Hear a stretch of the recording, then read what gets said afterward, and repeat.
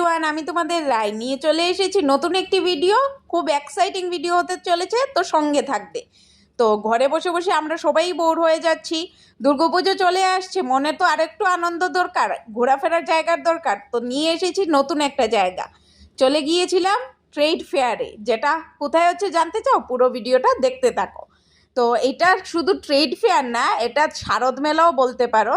পুজোর ঠিক আগ মুহূর্তে শপিং মলের ভিড়ে ভিড়ে থেকে দূরে যেতে গেলে একটি নতুন এবং আকর্ষণীয় মেলায় আমরা চলে এসেছি, যেখানে তোমরা কাপড় চোপড় থেকে শুরু করে কসমেটিক্স আইটেম থেকে শুরু করে এমনকি বাইকের গিয়ার্স থেকে শুরু করে সব কিছুই পেয়ে যাবে জমজমাটি খাওয়া দাওয়ার আয়োজনও।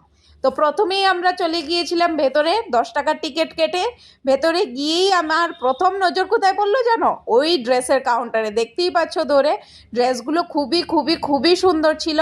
তারপর ও ড্রেসের ওইখান থেকে আমার নজর সোজা চলে গেল ওই পেন্টিংগুলোর দিকে, যেগুলো দূরে সাজানো ছিল ঘর সাজানোর জন্য।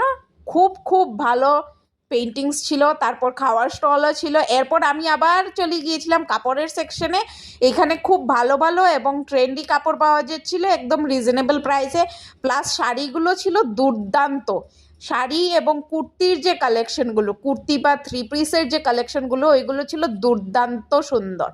এবং আমি তো ভাবছিলাম যে কটা নেব না। তারপর নিজেকে কন্ট্রোল করলাম যে দুর্গাপুজো এসেছে, অলরেডি অনেক শপিং করে নিয়েছিস, আর না। তবে আমি না কিনতে পারলো, তোমরা সবাই অবশ্যই চলে আসতে পারো এই মেলায়, ম্যাক্সের ঠিক উল্টো দিকে আগরতলার চিলড্রেন্স পার্কে, এবং কিনে নিয়ে যেতে পারো তোমাদের পছন্দের সব জিনিসগুলো। চলো টাটা, বাই বাই, দেখা হচ্ছে আবার নতুন একটি ভিডিওতে।